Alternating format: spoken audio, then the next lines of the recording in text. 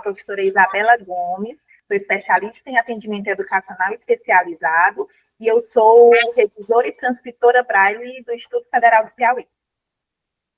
Eu sou uma mulher parda, de cabelo preto comprido, uso um óculos com armação transparente e o meu sinal na comunidade surda é a mão, né, em configuração I, apontando para um sinal que eu tenho aqui no canto esquerdo, aqui abaixo da boca. Sejam todos bem-vindos. Eu sou a professora Natália Dias, especialista em psicopedagogia, deficiência visual e atendimento educacional especializado. Sou uma mulher branca, de cabelos castanhos e grisalhos, tenho olhos castanhos, sou baixinha e tenho baixa visão também. Olá, pessoal, tudo bem com vocês? Me chamo Eron Ferreira. Bem. Meu sinal em Libras é esse. Sou tradutor e intérprete de Libras e também professor de Libras. Estou no projeto como tradutor e intérprete. E vou fazer agora minha audiodescrição. Sou um homem alto, de 1,76 m, branco, olhos claros, cabelo crespo curto, estou vestindo uma blusa preta, manga longa e um fundo azul. Obrigado. Olá, pessoal. Espero que vocês estejam todos bem. Nós estamos na nossa 5ª aula da nossa caminhada, conhecendo um pouco sobre deficiência visual. Hoje nós vamos falar sobre tecnologias assistivas. Eu sou a professora Natália, sou baixa, pele clara, cabelos castanhos e cabelos grisalhos, e estou usando um vestido verde. As tecnologias assistivas, elas vêm com o intuito de ajudar e melhorar essa questão educacional do aluno com deficiência visual. Né? E o que são essas tecnologias assistivas? São instrumentos, equipamentos, recursos metodológicos ou práticas que vão auxiliar e mediar esse trabalho com o aluno com deficiência visual. Quando nós falamos em tecnologias assistivas, nós falamos sobre a utilização de recursos ópticos e não ópticos. Um exemplo deles é a lupa eletrônica.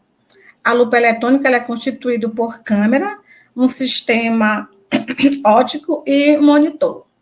E o aluno com baixa visão, eu utilizo bastante com o meu aluno com baixa visão, bem no início mesmo da alfabetização, porque eles já vão tomando uma certa familiaridade e conhecimento com esses recursos.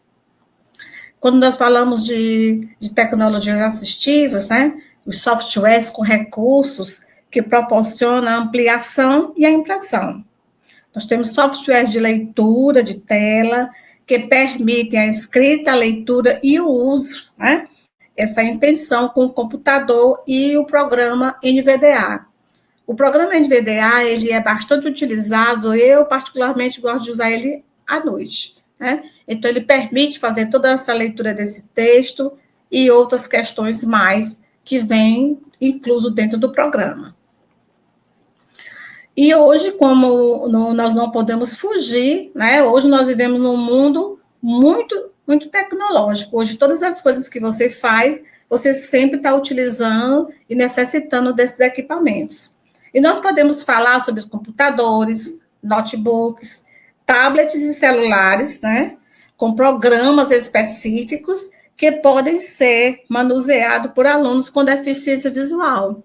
Então, hoje, na escola onde eu trabalho, é comum ali, durante aqui o dia a dia, os alunos com deficiência visual estarem com celulares e tablets. Né? Então, esses programas hoje facilitam muito essa questão desse dia a dia, né, do cotidiano do aluno com deficiência visual. Um outro programa também que é muito utilizado é o programa Windows, que permite aumentar o tamanho da letra, né, o cursor, o protetor, o ponteiro do mouse e ajuda também na questão do contraste. Porque, às vezes, o que é que acontece? Até mesmo quando eu faço uso do computador, o que é que eu faço? Eu trabalho com esse contraste. Então, para mim, é sempre melhor a tela preta com letras brancas. Então, esse ponteiro tem que estar maior, tudo isso, o tamanho da fonte também, ele tem que estar maior. Por quê? Porque quando você amplia o tamanho dessa fonte e você trabalha com esses contrastes, você observa que seu aluno com baixa visão, ele faz uma leitura melhor, né? Ele fica mais à vontade com o recurso, ele faz uma leitura, ele faz essa escrita, então ele fica mais à vontade. Sempre eu costumo falar que o tamanho da fonte sempre vai deixar o seu aluno que está ali naquele processo com você de estudo mais à vontade. Um outro programa também que nós usamos é o programa da Osvox. Ele possibilita ao aluno com deficiência visual usar o computador com a função de editor de texto, né, leitura de documentos, assim como jogos didáticos, calculadora vocal, relógio, tela e leitor simplificador na tela. O que é que acontece no trabalho com a questão do DOSVox? Ele é um programa que ele vai permitir ao aluno com deficiência visual inúmeros programas. Desculpa.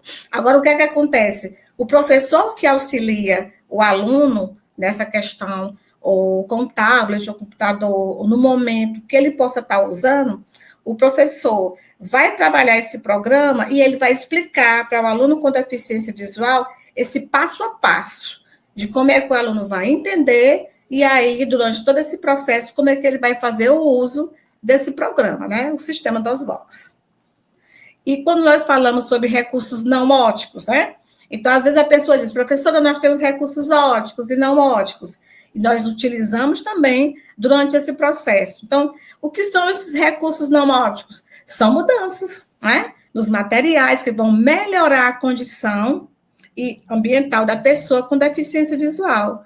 Qual é o objetivo, né? Quando você está usando esses recursos não óticos, qual é o objetivo? É adaptar e melhorar essa condição visual. Como nós falamos anteriormente, lá no programa, né? Nós estamos fazendo uma observação no programa Windows. Então, por que eu sempre faço trabalho de contraste? Porque ele vai melhorar a minha leitura e o andamento do processo ali no programa Windows. E por que você trabalha também essa questão de contrastes nos recursos não óticos? Porque você vai observar que as cores e esse contraste de cores também será um facilitador durante todo esse processo que você vai estar com essa criança. Então, quando você fala de adaptação, você fala não somente das cores, mas você também fala sobre o tamanho dessas letras, como é que elas vão ficar, essa iluminação do local onde você está, porque em muitas situações, às vezes você está trabalhando com a criança com baixa visão, mas a iluminação da sala, ela não é muito boa, ela não proporciona que a criança fique à vontade trabalhando com esses recursos. Então, é uma observação também que vocês têm que fazer durante todo esse processo, porque às vezes a criança ela faz uma movimentação diferente na hora, durante ali o processo do aprendizado, então você vai perceber se essa iluminação desse espaço está boa e se esses recursos que você está utilizando, o contraste de cores também, desculpa, se os contrastes de cores também, se eles estão adequados, né, para o padrão da criança com que você está trabalhando.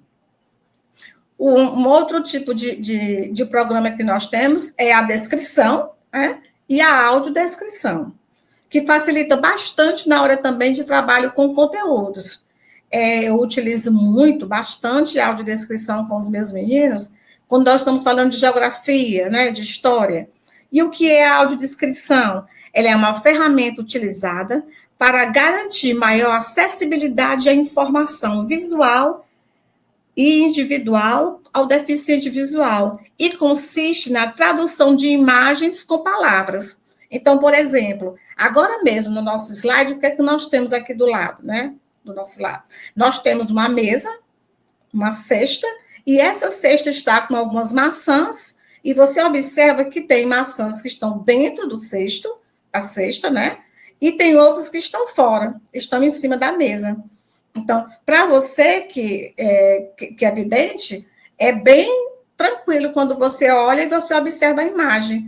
Mas quando você vai fazer essa audiodescrição para o deficiente visual, é interessante que você observe os pormenores, os detalhes, para que chegue até ele de uma maneira, né, um processo bem adequado, que ele possa entender o que é a imagem, como é que essa imagem está, as cores, né, que estão nessa imagem, é muito interessante, mas é um acesso que eu sempre digo aos meus professores, que tem que ter essa peculiaridade, você tem que ter essa preocupação, certo?